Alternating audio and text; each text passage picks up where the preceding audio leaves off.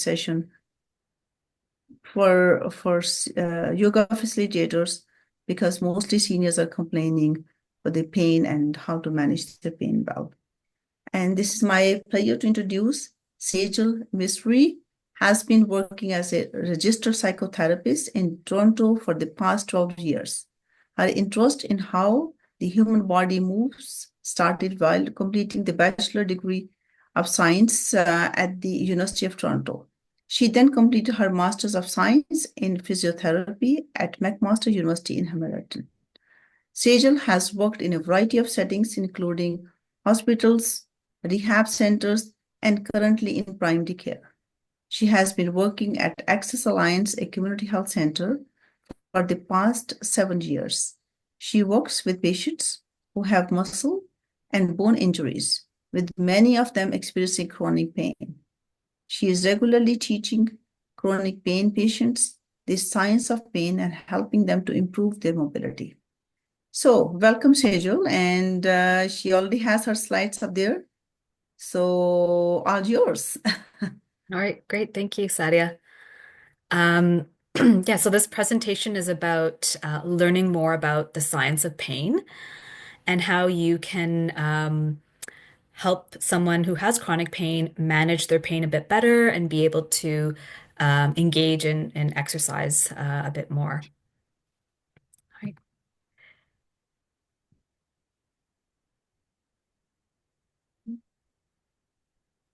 Okay. So a lot of my slides are actually coming from a course that I took, developed by Dr. Jordan Miller, who's a physiotherapist at Queen's University, and he's also a professor there too. And he developed this chronic pain program for people who have clients who have chronic pain called the Living Better with Pain program. So it's a chronic pain self-management program for clients who have who are having difficulty managing their pain. So you're providing pain education and talking about how they can improve their movement and their activities. If you have any clients that you think may benefit from a program like this, it is offered at Four Villages Community Health Center. So there's a Bloor and Kiel location, and then there's a Jane and Dundas location as well. Okay. So we're going to watch a very short video. It's about 3 minutes long, and it gives you a really great introduction to what chronic pain is about. And through this presentation, I'm going to go through more details of what this video is showing here. Okay.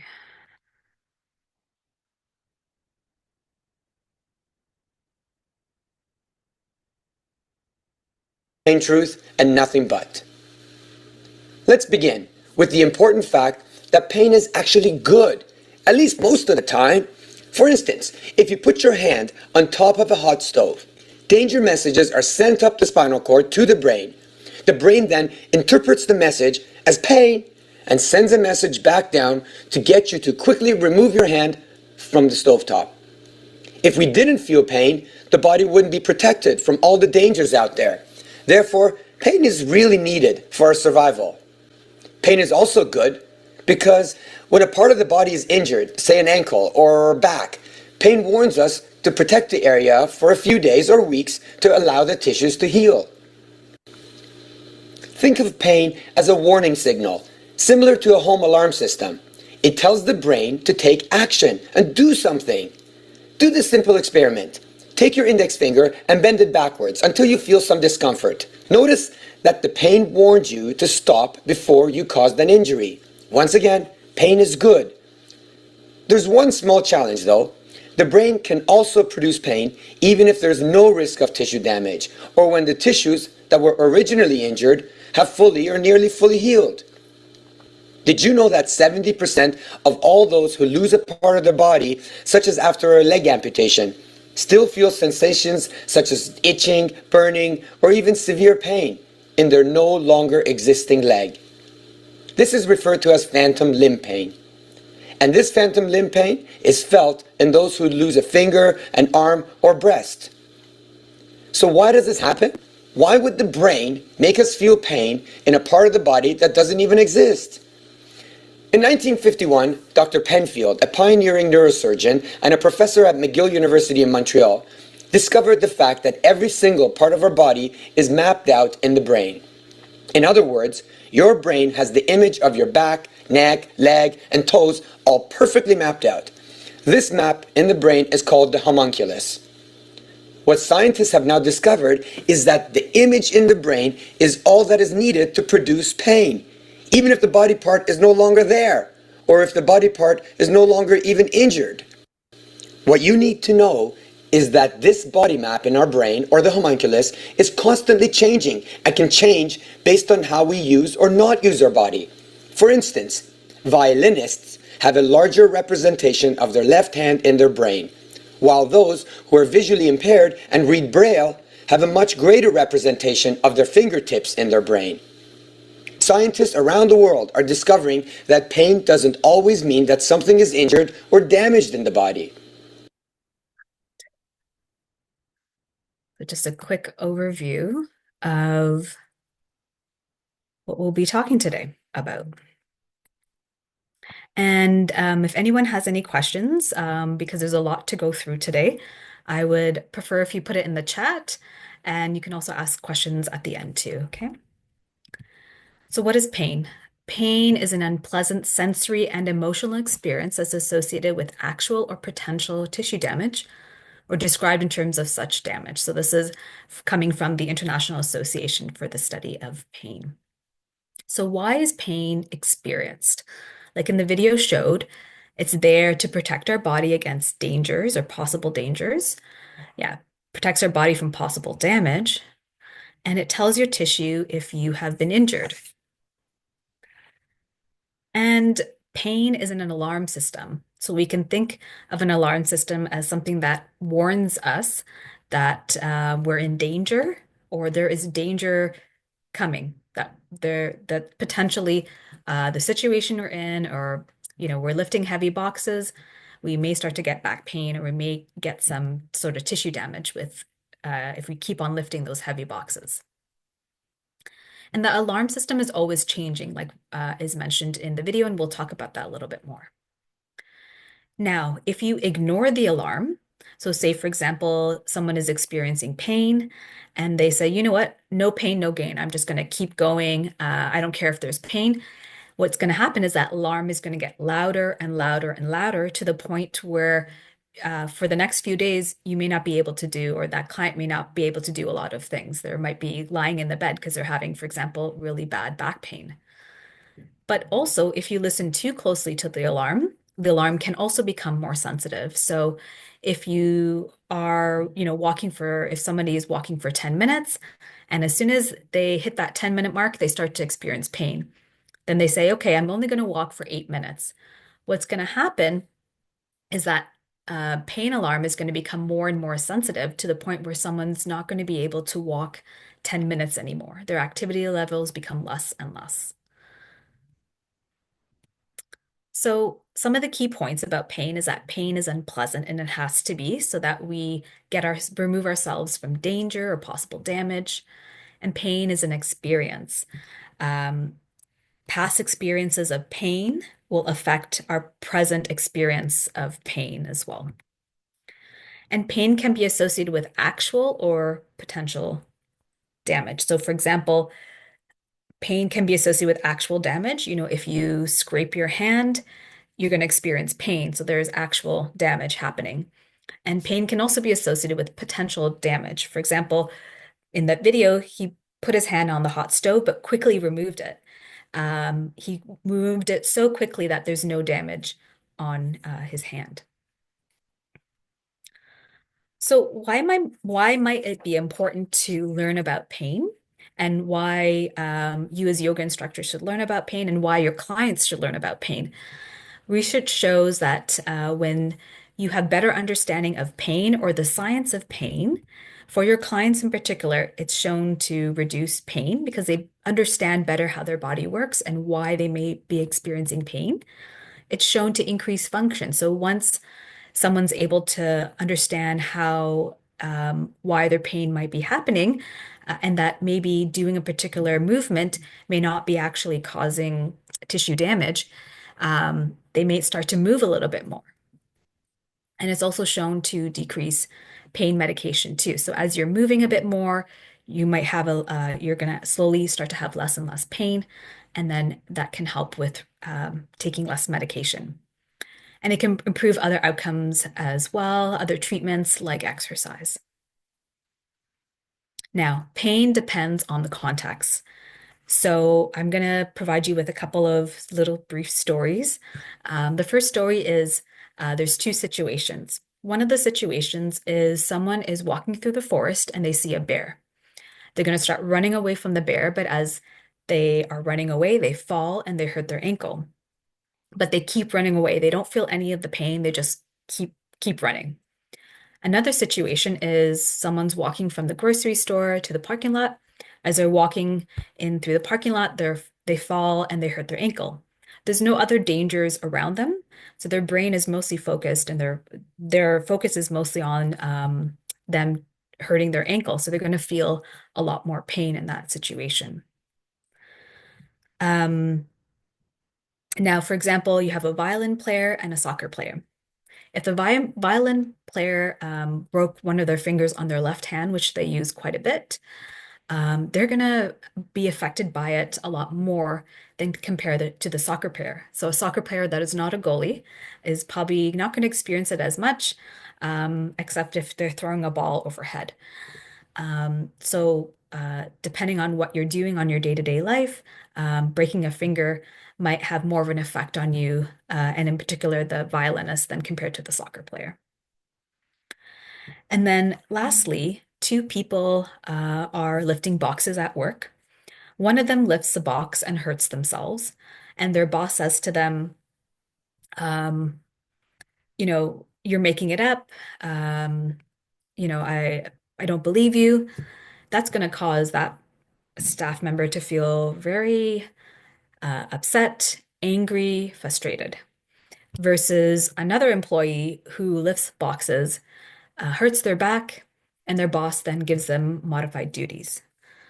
So our bodies can be primed to expect pain and feel more pain depending on the situation. And expectations play a role in how we perceive pain. So for example, this is a funny example. If you're getting your legs waxed or your chest waxed, for men, it may hurt more on, the second or third time that you get it done because you remember what the pain was like and you might tense up more versus if you had it done for the very first time. Okay, so this is just a very general overview, and we're going to go through each of these areas a bit more. First of all, we're going to look at this area on the far right. We're looking at how the brain protects us. So the brain can protect us in different ways. One of those ways is through pain, like we talked about. Other is through muscle spasms. So if, for example, you're having low back pain and other muscles in the back are not strong enough, larger muscles, like for example, the muscles in your bum, will become very, very tight to support that area.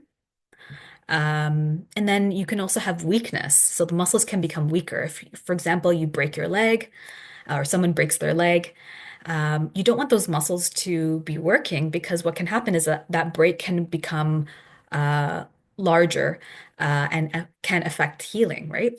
So that's another way the brain can protect us. And then the brain protects us through fight or flight. So if there's danger in front of us, we're either going to run away or we're going to freeze. And then that also comes along with our body releasing hormones in response to stress. Now, like I talked about earlier, if somebody has some sort of tissue damage, that signal gets sent up the spinal cord, up to the brain. And it's the brain's decision to decide whether they're going to send out pain, whether the brain's going to send out pain signals or not. So it depends again on the situation. So for example, the person who was running in the forest fell down, hurt their ankle, but kept running. What's going to happen in that situation is the brain is going to send a lot less pain signals to the ankle. Because it's really important for that person to focus on getting away from the danger. Versus the person who's walking from the grocery store to the parking lot, The brain's going to interpret that as something that they need to focus on more. And so the brain's going to send stronger signals to that area. Now, someone's thoughts, emotions, and stress can also play a really large role in how the brain interprets pain. So if someone is experiencing a lot of stress, is feeling very upset, very sad, very angry, that can increase someone's pain levels. Or if someone is already experiencing a lot of pain, that can increase that stress and those types of emotions as well. Also, the way we think. So, negative thoughts versus positive thoughts can also affect how our brain relays those pain messages as well. So, these are great bar graphs, and you can even show them to your clients. That's fine as well. What this is looking at is what someone might have been, what their level of pain, or how they can tolerate pain was like when before they even got injured, or before they had this type of pain, this ongoing pain. So if we look at the bottom of the bar graph, it takes quite a bit of them to do a certain type of activity for them to start to feel pain, right? And that's what that alarm bell is like the onset of when pain starts. And then they might start continuing doing that activity to the point where they're feeling a lot of pain, but they just keep going. And so what happens, this creates what's called a flare-up, and that's where that fire is. So a flare-up is where someone is just going, going, going. They're doing a lot of activity. They're feeling a lot of pain, but they just keep going and pushing through. So the idea of no pain, no gain. And what happens is a flare-up can happen through that. And a flare-up can cause someone to, like, for example, they're having low back pain, they have chronic low back pain, and they decide to mop the floors on their hands and knees for, their entire home. They may not be able to get out of the bed for the next few days or even 1 or 2 weeks. So that's what a flare-up is. You push yourself too much to the point where the next few days you're just not able to um, do very much. And then the last bar there is called tissue tolerance. And that's where if you go above this bar, potentially there could be tissue damage with that. And so this is where the client may be at right now, where it doesn't take very much for them to feel pain. And then also, again, it doesn't take very much for them to flare up, where they're having intense amounts of pain, where they can't get out of bed. And then because they're not moving as much, the tissues aren't going to be as strong. And so there's a higher chance if they go further, even further above this area, they could get more injuries. So let's say we want to train somebody to make them be able to do more exercise. Let's see what happens if we train them to the point where, that idea of no pain, no gain. Let's push them to the point where they're in just pushing through the pain. What happens? So this is a graph looking at that. So a patient's going to be doing as much activity as possible. They're going to go beyond that pain alarm.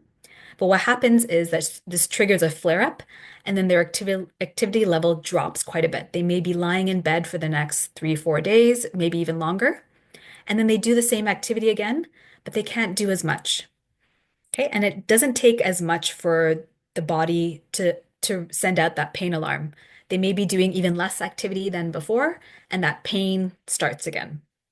And then again, they are in bed for the next few days, right? And so on and so forth. So what you see with this graph is that their activity levels become less and less and less.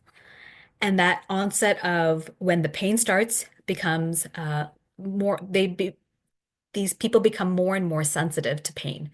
Their brain sends out pain signals much more quickly when they start doing that particular activity or really any activity that causes them pain.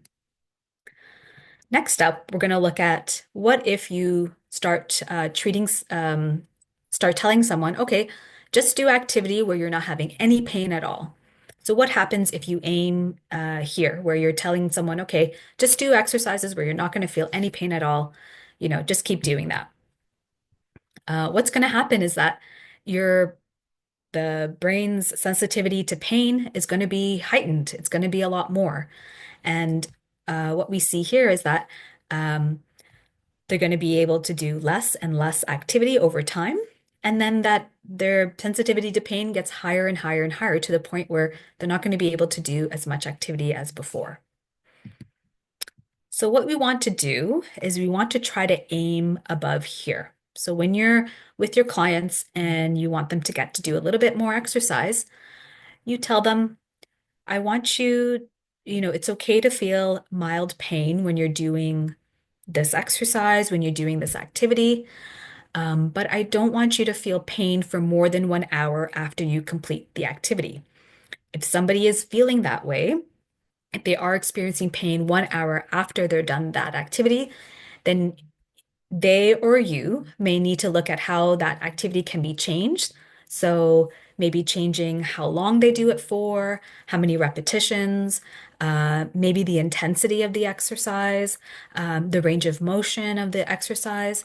So thinking about how maybe they, as well as you, can adjust those exercises. So if we keep training someone just past this alarm, we want to, again, challenge that alarm. What's going to happen over time, and this is even in a short period of time, is that that pain alarm system is going to rise up. So that person will be able to do a little bit more activity without feeling pain as they were from before. And then their flare up will go up a little bit higher. So again, they're able to do a bit more activity without them needing to be lying in bed for the next, few days. Now, tissue tolerance is not going to change very much, right? It takes time for tissues to get stronger and to build endurance. So that will change over, probably more than 3 months of them doing consistent exercise. Okay. Yeah. So in the future, the pain tolerance will go higher and higher.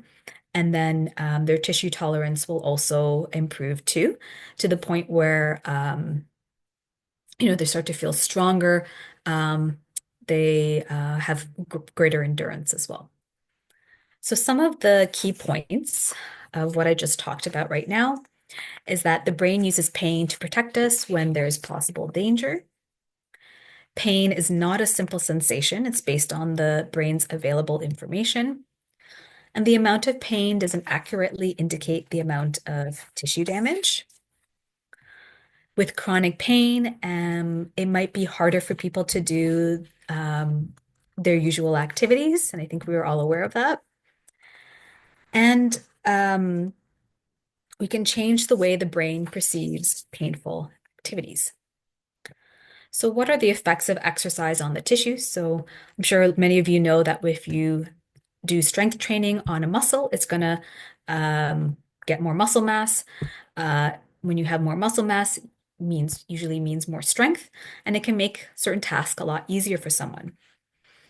Aerobic training is where you're getting someone to, for example, walking very quickly, using a bicycle, swimming are all aerobic exercises where your heart and your lungs are working hard. Your muscles need more oxygen, which can increase endurance. So endurance is how long you can do a particular movement or activity.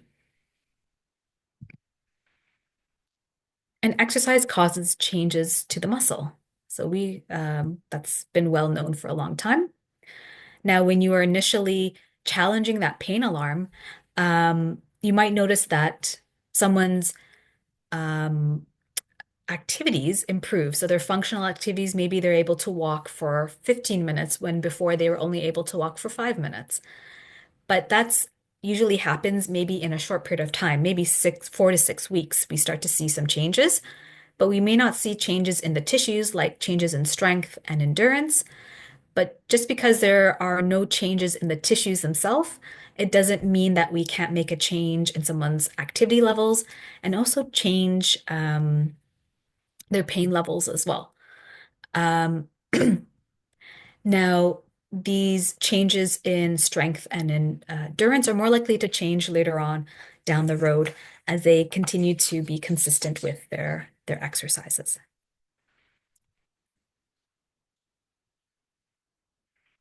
Okay, so now I want to talk about neuroplasticity. In that video, they talked about how we can change our brain maps and how we can change that pain alarm. So that's all related to something called neuroplasticity.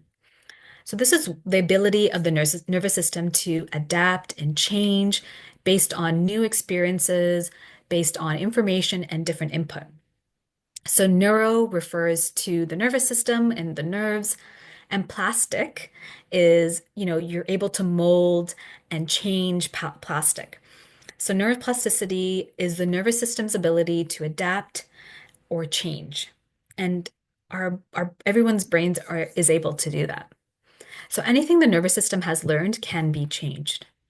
So I want to give you an example. These are nerve cells that you see here on the far right-hand side. And I used to work with stroke patients. So this is an example related to what I used to do before. A patient has a stroke and they would come to see me and they're not able to walk. And today they are walking independently. So what I would do as a physiotherapist is I would work with them, do particular types of exercises and training to get them to start walking again and to get them moving again so that they could leave the hospital and be able to walk independently. And I did that with many, many of my patients. So there are two scenarios of how neuroplasticity works in this situation. One of the scenarios is that when you have a stroke, what happens is that there's going to be damage to a certain part of the brain because the stroke prevents blood flow going to the brain, and the nerve cells need oxygen and nutrients, right, to be able to work. One scenario is that by working with this person and stimulating them through exercise, the area that was once damaged becomes fully recovered and function again, and that's what allows someone to be able to walk independently. The second scenario is the area that was once damaged is no longer functioning. So what happens is that that area of the brain that was damaged is now going to be taken over by other areas of the brain. So other areas of the brain that usually wouldn't be involved with walking are now going to make connections with other nerve cells to allow this person to walk. Okay, so this is an example of neuroplasticity. And these are two scenarios where neuroplasticity is found. So let's talk about brain maps. Again, in the video, they talked about that a little bit.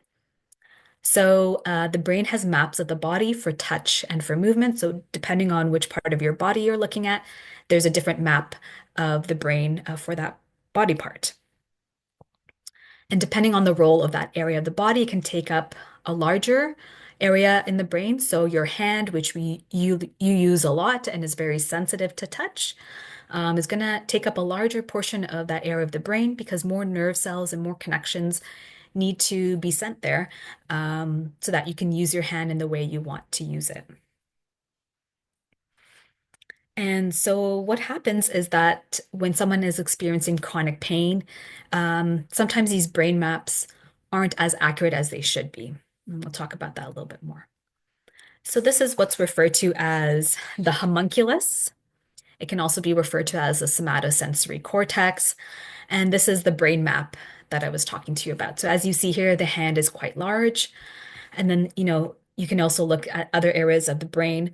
The tongue is quite large. The teeth are quite large. You need to be able to eat. You need to be able to talk. And so that's why those areas are quite large as well. In the video, they talked very briefly about phantom limb pain. This is where after a limb is amputated, it can still itch, tingle, and pain. And even though the limb is not there, the reason why is because it's still mapped out in our brain. Just because a limb is removed doesn't mean that it's going to be removed from the brain. It's still there. So what can happen with phantom limb pain is that areas in the brain, so say someone had their thumb amputated. I don't know if you remember in the previous slide, the face and the hand are very close together in that brain map. So if somebody loses their thumb, what can happen is that the area of the face, those nerves will start to spread out towards the face. And that's where phantom limb pain can happen. And that's where those brain maps become less and less accurate. Yeah, so you're going to have a less accurate map. And this is referred to as smudging. So kind of like, you're writing on a piece of paper, and then by accident you smudge that. So that map is going to be less and less accurate. So what the good news is that you as yoga instructors can remap the brain with practice and with exercise.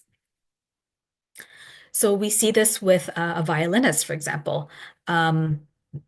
With violinists, they need their left hand to play the violin and press down on the strings and so on. So there's going to be a larger brain map of their left hand in their brain than compared to someone who is not a violinist. Okay, so that overview I showed you earlier, I talked a little bit about how thoughts, emotions, and stress can play a role in your pain. So let's go through that right now. So there was a study that was done that grouped people into two groups. One of the groups did specific back exercises like you see on the left-hand side here. And then there was another group that just only did general exercises like walking. What that study found was that people who did specific back exercises did better than people who did general exercises. So why is that? Is it because these people in the specific back exercise group had gained better strength, gained better endurance? What was the reason? So what they found was that people who were in the specific back exercise group, their negative thoughts changed. So as they start to feel better and they got better, their negative thoughts changed, and that improved their movement, and that's why they did better in that group. So yeah, so the thoughts that we experience, whether they're negative or positive, can play a role in how someone experiences pain. So for a long time, before this study came out, it was well known that oftentimes if people have pain, they then later on develop depression. If someone had depression, they later developed pain. And so a study was done by Megan et al. In 1994, looking at this association. So they compared people who had pain and no depression with people who had depression and no pain. And then they just looked at healthy people who didn't have any pain and no depression. And they followed these people for 8 years. And what they found was that if somebody had depression and no pain, they were 2.14 times more likely to experience chronic pain within 8 years. And if people who had, in the group with people who had chronic pain, they were 2.85 times more likely to experience depression in 8 years. So there's definitely a connection between pain and depression.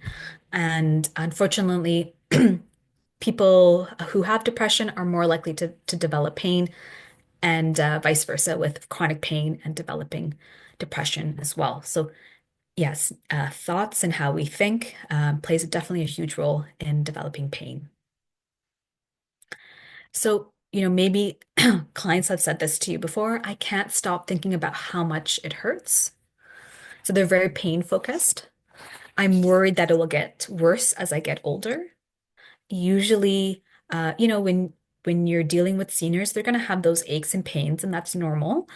But if somebody's having chronic pain as they get older, doesn't necessarily cause them to have pain that gets worse and worse as they get older. It's awful, and I feel it overwhelms me. So again, they're very focused in on how overwhelming the pain is for them. And then people may also feel a sense of anger and a sense of unfairness. Like, why did this happen to me? When they're looking at a particular health situation, when someone experiences a sense of unfairness, they tend to experience more pain and more disability.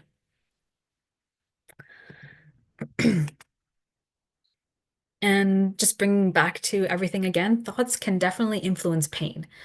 If you say to yourself, or your client says to themselves, I'm definitely going to get better with this exercise, they more likely, that positive thought process is probably going to help them along the road versus someone who says, I'm definitely not going to get better with this exercise. So making sure that people have more positive thoughts are important, and having positive expectations as well is important too. But those positive expectations need to be realistic, right? You want somebody to create a goal for themselves and be able to achieve that goal. If they create a goal that is not realistic, that's really far off in the distance that they may never be able to achieve, it's going to be disappointing and frustrating for them. So you want them to create goals for themselves that they're going to be able to achieve. We'll talk about goal setting a little bit later on. And then stress.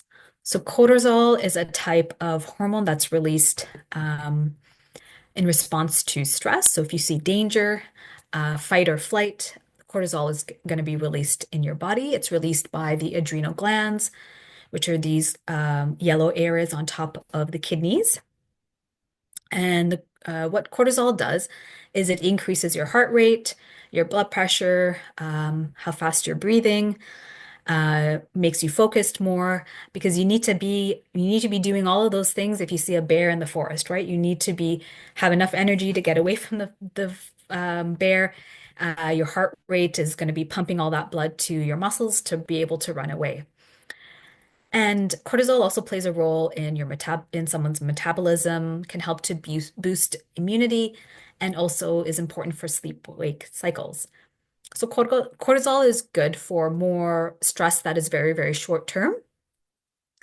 The issue is when someone starts to experience chronic stress, cortisol can start to build up in someone's body, and it can have the opposing effects of what it should. So instead of boosting your immunity, it may suppress your immunity.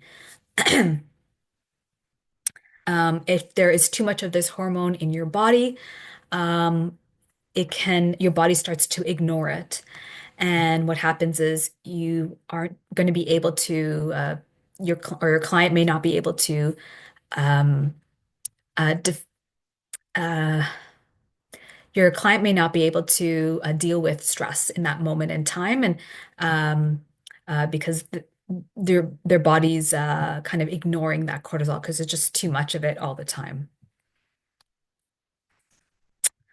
So exercise can help to reduce the resting level of cortisol. So what resting level means is what kind of the amount of cortisol that is kind of floating around in the body at that time, and can help to improve our response to stress. And the more intense the exercise, the better. We'll talk about intensity of exercise a little bit later. So exercise where your heart is beating faster and you're breathing heavier is going to benefit your client a lot more.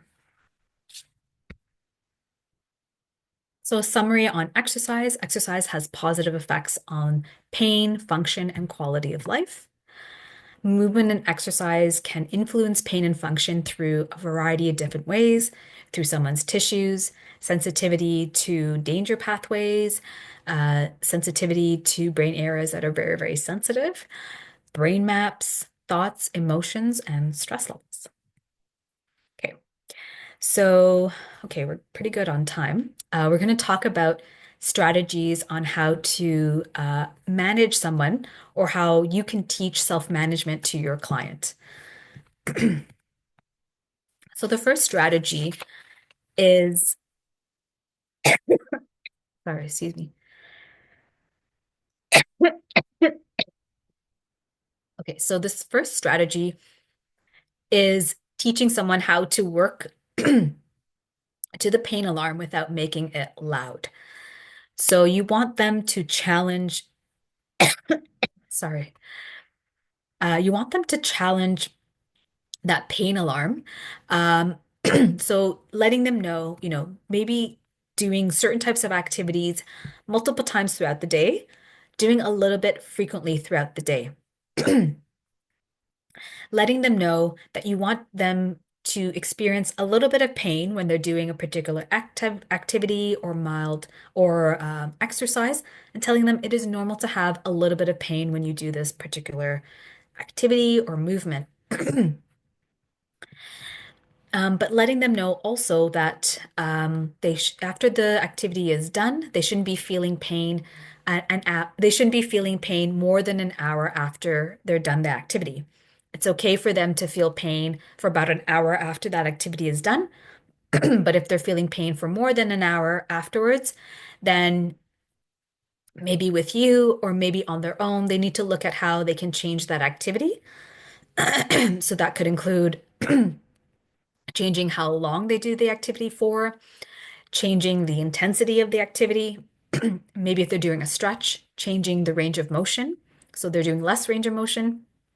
If they're doing a strengthening exercise, maybe changing the weight of the exercise too. And then encouraging them, if they are experiencing pain, to take deep breaths in, deep breaths out. And I'm sure as yoga instructors, you're teaching that to your clients. Breathing can be something that takes time for people to learn. Maybe initially they are feeling pain when they're doing an activity. They might be holding their breath. So you needing to remind them to make sure that they keep breathing. And letting them know again that mild pain is normal to feel when they're exercising. Um, and then again, they shouldn't be feeling pain for more than 1 hour after the exercise is done. And then also educating them on different types of sensations that are normal to feel when they exercise. So there's a difference between discomfort and pain. So if you're giving a stretching exercise to a client and they say, "Oh, I'm experiencing pain," ask them, "Does the pain feel like a pulling sensation?" I usually use my hands. I say, "Does it feel like this?" And if they say yes, tell them, well, it's normal to feel that type of sensation when you're doing this exercise, but if it feels very strong, then you're gonna not push yourself as much. And then building strength. So if they're using weights or you're using exercise bands, and they're telling you, I'm having pain when I do this, um, talking to them about how you can talking to them about what they may be feeling, what kind of sensation. So telling them, it's normal to feel. Sorry to interrupt you. If you want to have a quick break just to get some water and stuff, okay, I'm not sure because I haven't seen your slides before. So I'm not sure if you want to have some maybe quick break, maybe 1 minute to get some water or something. Do you want I'll to be do done that? in 10, 15 minutes. I won't be too Okay. much longer. Yeah. Okay, then fine, Yeah. fine. Okay. I know because of my throat. I don't know. I was okay the whole day and then all of a sudden just started coughing. Okay, so if somebody is doing a strengthening exercise and they start to feel like muscle tiredness or muscle burning, again, asking them what kind of sensation they're feeling. And if they're feeling those kinds of sensations, let them know that those are normal to feel. And then again, when they're doing aerobic exercise, letting them know that your heart and lungs are going to be working hard. It's going to feel hard to do. And again, these are normal sensations to feel. But also letting them know that if they are experiencing sharp stabbing pain, they should stop their activity. If they're feeling dizziness, if they're feeling lightheaded, those are different types of, that's definitely a type of pain where you want them to stop their activity for sure. Okay. So this is previous slides, I talked about the intensity of the exercise. And this is a scale that you could provide to your clients. It's called a Borg scale, and it goes from a zero point 0.5 to a 10. And it's a good way for someone to look at how hard they're working when they're exercising. So initially in the beginning, if somebody is having chronic pain, they're not really moving around too much, you may want to have them start at a level 2, which is very easy. It's like maybe doing window shopping in a mall. And you could do it for a very, very long time, and you're able to have enough breath to sing. But then you want them to work up to a level 3 to a 5. This is where you have enough breath to talk and speak, but you're noticing that your breathing is getting a little bit more labored. You're noticing your muscles are getting a little bit more tired, and the exercise is feeling hard. So, working at a level 3 to a 5 is where someone's going to really benefit from exercise. Most patients who have chronic pain are probably not going to reach that level 6 to 7. This is where you can't say more than 4 to 6 words without gasping. So, what I would say is have them stick to that level 3 to 5 as they're exercising and trying to work towards that level 3 to 5. So, that's a good intensity to work out. And then educating them on the benefits of exercise. So, here I've listed a few of the benefits, but there could be pages and pages and pages of the benefits of exercising. Talking to them about how it can improve their digestion, in particular constipation. It can improve their sleep because they're moving around more, using up their energy more during the day. They're going to sleep better at nighttime. Their mood. So exercise is known to release happy chemicals called endorphins.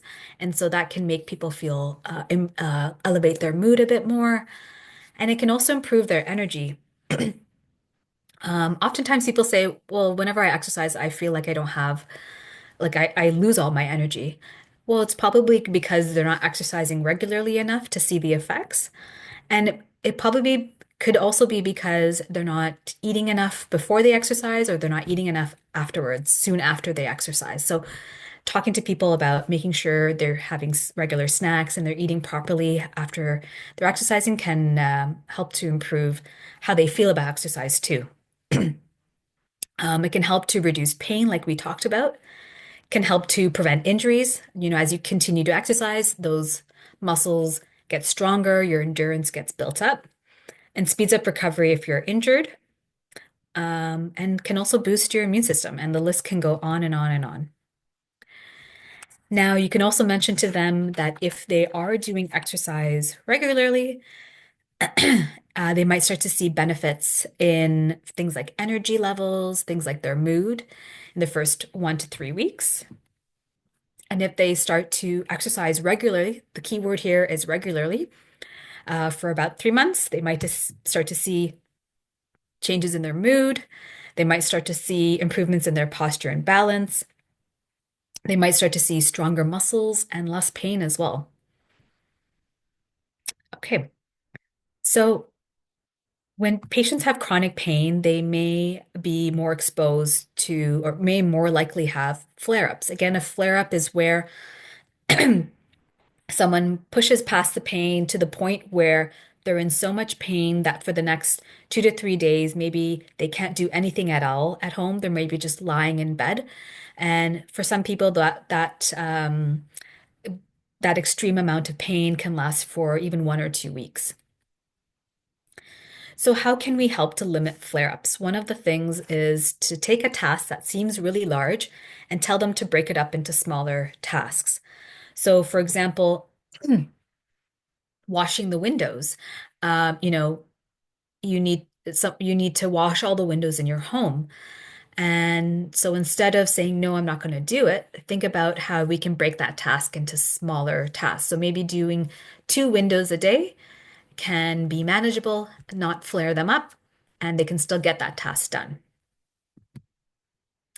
And taking mini breaks or micro breaks. So some tasks may not allow you to break it up into smaller tasks. So talking to them about how they can take those breaks and take that task and make it take smaller breaks in between. So an example could be cooking. Some dishes you may need to do everything at once. So for example, like pan-fried fish. Maybe they, in the beginning, do chop all their like ingredients and they get the fish ready before they cook it. and then they take a little break. And then they go back to the stove. They start cooking the fish. They know maybe it might take 3 to 4 minutes per side. So during that time, they're just going to sit and take a break while the fish is cooking. And also, telling clients that, have a plan of what you're going to do with regarding that task, but you may need to modify it depending on how you're feeling or how things have gone in the past few days. So, for example, the day before, maybe a client was on their feet all day and they're feeling very sore. And usually every day they go for a walk for 20 minutes. But what they decide to do is they're going to modify the walk. Instead of doing 20 minutes, they're going to do 12 minutes instead. Now, oftentimes if people have chronic pain, maybe your clients have told you this, some days are really good, some days are not that great. What can often happen is people who have chronic pain, they do way too much on the days that they're feeling great and good, because they feel, okay, I can get as many things as I can done because I don't have that much pain. But what ends up happening is that because they've done so much, the next few days might be a bad day for them, or they may not be able to do as much as they usually would because they've pushed themselves too much on those good days. So it's important that they have a balance between those good days and the bad days, and you want them to be consistent about their activity levels on every day, whether it's good or bad. And then on the days where is a bad day, you don't want them to be doing nothing at all or very, very little, because that's not going to help improve their body's sensitivity to pain and improve their activity levels. So you want them to at least maybe try to do 50% of the activities they would normally do on those bad days, and try to do a little bit more than nothing at all on those bad days. So the key messages here is that having clients adjust their plans so that they can reach their daily goals is better than them not doing any activity at all. And being consistent over time is necessary for them to succeed. And not letting a bad day cause negative thoughts to form about their pain. We'll talk a little bit more about how to manage a person's negative thoughts too. And focusing on long-term gains. So, you may have a client that has come to you, talking to them about how well they've been doing over the past few months, and encouraging them in that way, showing them how far along they have come, and stay positive and allow them to get back on, and making sure that they get back on track as well. Okay, so the second strategy is teaching someone how to set goals for themselves. So you could say to someone, think of 3 activities that you want to do more of. And these activities have to be important to the person. They can't just choose something random. Those activities have to be important to them. So say, for example, you have a client, they don't have a car. And so for them, walking to the corner store is important to them. So you want them to develop a short-term goal that is maybe 4 to 6 weeks, and a long-term goal about maybe more than 3 months. And make sure that the client makes a goal that's SMART. So SMART meaning S for specific, M for measurable, A for action-oriented, R for realistic, and T for time-bound. Now, maybe it's a good idea for you to practice some SMART goals for yourself so you have a better understanding of how to create them. And in the beginning, it might be difficult for a lot of your clients to figure out goals and figure out activities that are important to them that they would like to do. So give them that time to do that. So an example of a short-term goal would be walking for 15 minutes, 3 times a week. And they're going to do that. They're going to try to reach that goal at the 4-week mark. And they're going to measure it by writing in a journal whenever they do their walk. And then a long-term goal could be for them to walk for 1 hour every day. And they're going to try to reach that goal at a 6-month mark. And they're going to use their stopwatch to measure that they are walking for 1 hour. So those are examples of short-term and long-term goals. And then you can also have them choose a goal and decide how they're going to increase that over time. And you want to make sure that they try not to flare themselves up. So that you're going to make sure that they don't push themselves to the point where they're flaring themselves up. They're in a lot of pain afterwards. And a rule of thumb is maybe having them increase their activity levels about 10 to 20% per week. So, for example, adding about if someone is doing a 30-minute walk every week or every 2 weeks, having them add an additional 5 minutes to their walk. And if somebody does have a flare up, tell them not to worry, tell them not to freak out. Just let them know that this is just a small setback and that this is a learning moment for them and that they can continue to get towards their goal. Okay, now managing negative thoughts and stress. So the way in which we change negative thoughts is through positive self-talk, thought monitoring, and we already know that changing someone's activity level can improve someone's negative thoughts. So positive self-talk. What is that? So if somebody looks at a situation or, you show them an exercise, they need to look at that exercise and think, okay, is this really dangerous for me? Is this going to hurt me in some way? And then they can change that thought process. Okay, if I do this exercise, I'm probably going to feel a bit sore, but there's not going to be any injury to my body, and I'm going to feel safe. I may be a little bit sore, but I know I can improve over time. So there can be many ways why someone may say no to doing a particular exercise. The weather is cold outside. They don't want to go outside for a walk. They want to watch their program. They just want to sit and do nothing. You can list some of the reasons why. So a client could list some of the reasons why they may not want to do the exercise, but there is going to be a much longer list of why they should do the exercise. So if I go for a walk, I know I'm going to improve over time. If I walk, I know it's going to improve my mood. I'm going to feel better. So there's so many other positive outcomes that can happen by improving how they talk to themselves. That's referred to as positive self-talk. And the next one is thought monitoring. So I'll give you an example. The situation is my wife asked me to clean the windows. The negative thought is I will be in pain for days if I clean all the windows in the home. So I said no. What could I have done differently? So maybe taking a much bigger task and breaking it down into smaller tasks, right? To prevent a flare-up from happening. So if I clean 2 windows, I would be okay and I wouldn't have to say no.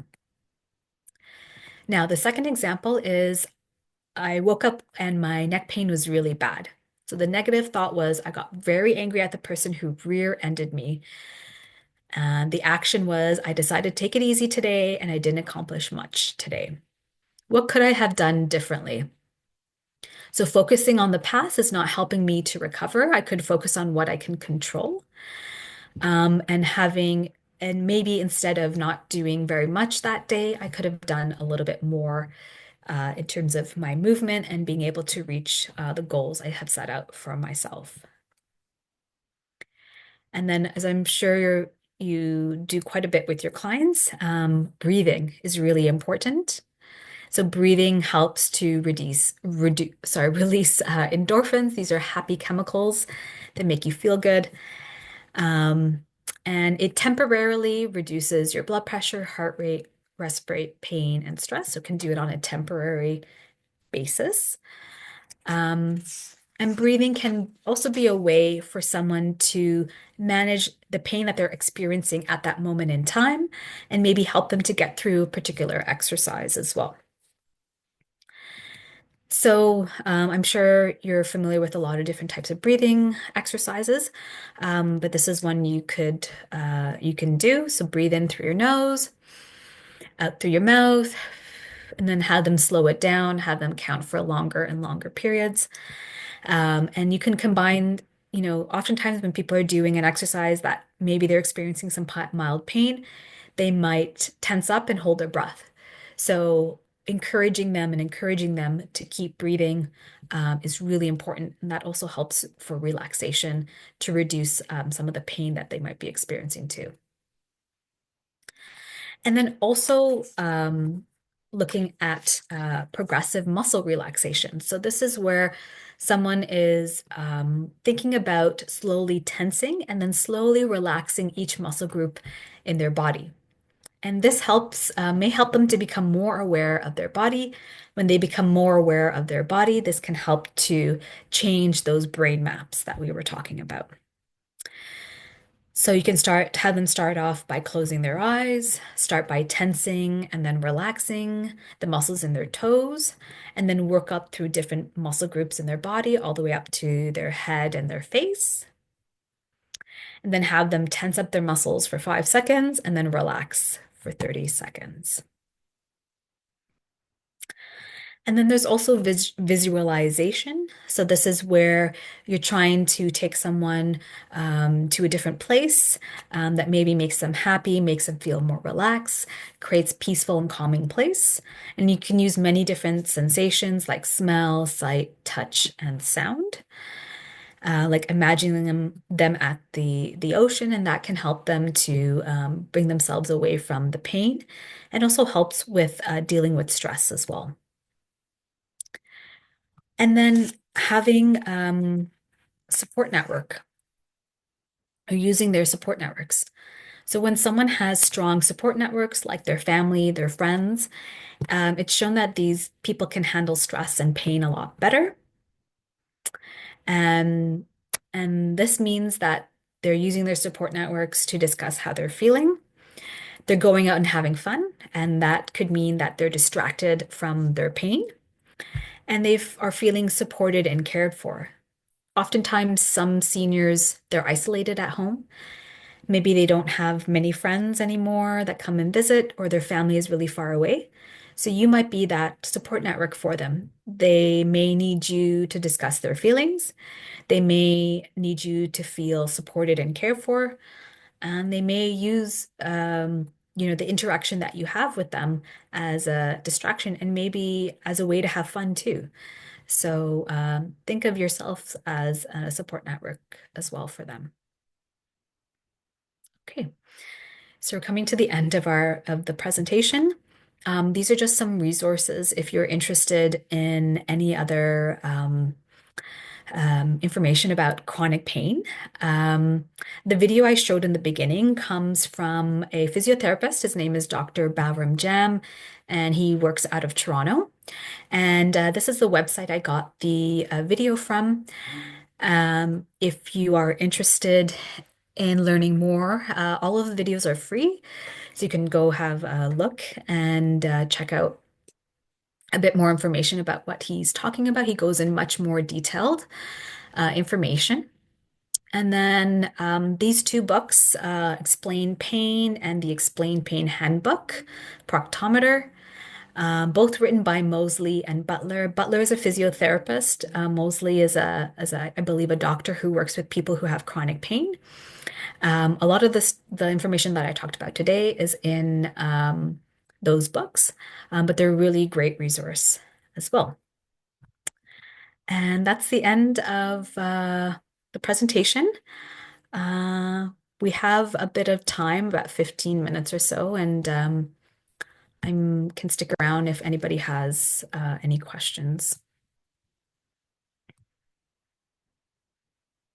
I just want to check with you, Sajel. So will you be sending us a copy of the slides?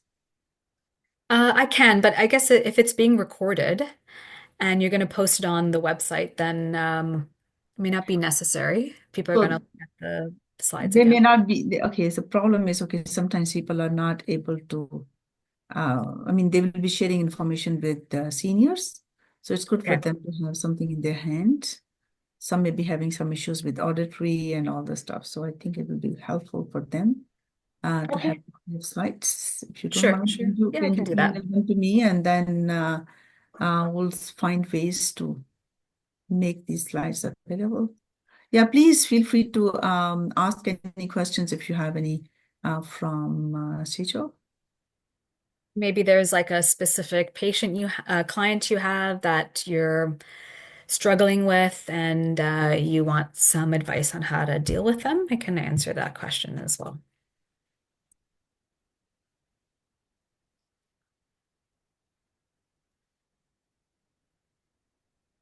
And this is very common, eh? This is very common that our seniors are experiencing all different kind of pain-related issues. So I'm just wondering. Yeah. Thank you, Sajel. It was a really nice presentation and with lots of information. And especially we work with the seniors. And Yeah. some of them I already take the picture to convey the message from you. We really enjoy your presentation. Great. I'm glad. Thank you so much. Yeah. Yeah, you're welcome. Yeah, thank you. Everything was straightforward and clear. Yeah, yes. I mean, probably for me it's a little easier because I work with same people years, and if somebody join our group, just 1, 2, and we continue. So, and people already know that when we come into practice, I used like little trick. I told them, whatever you have, whatever pain you have, put it aside. And now practice and listen to your body, like be aware, but forget for a moment about pain, practice. Forget, I mean, stop complaining. And listen to your body while you practice. And when we're done, let's see, probably your communication with pain will be changed as you described today. Exercise helps. So Yeah. in my case, I don't have many people complaining about like, oh, it's so much pain. They already know we are coming, smiling. This is time to get benefits, feel better. It's why I kind of, yeah, probably if somebody works with always new customers or in person, probably it would be. But again, the presentation was really helpful and really put everything on certain place in my mind at least.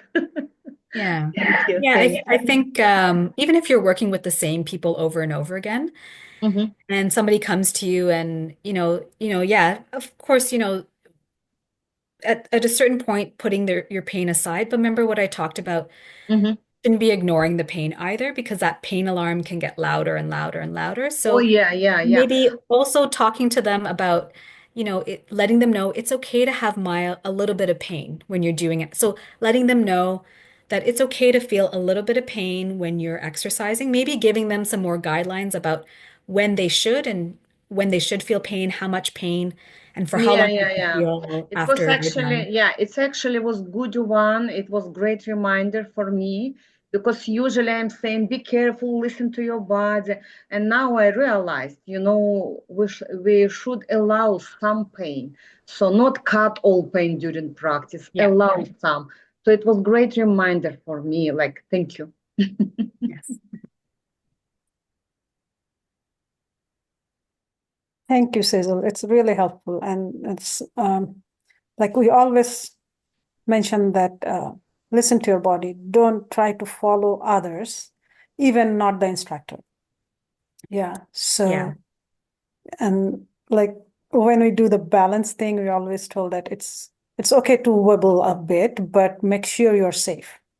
So safety first, listen to your body. This is first. So Yeah. and And again, reminding them to, yeah, uh, always. Yeah. you know, It's always pain helpful. pain is normal to feel, maybe feel normal, and a little bit Mhm. of pain is okay. Yeah. Yeah. Oh, that's good though. Yeah. And also this presentation also reminding us a lot of things. Yeah. Good.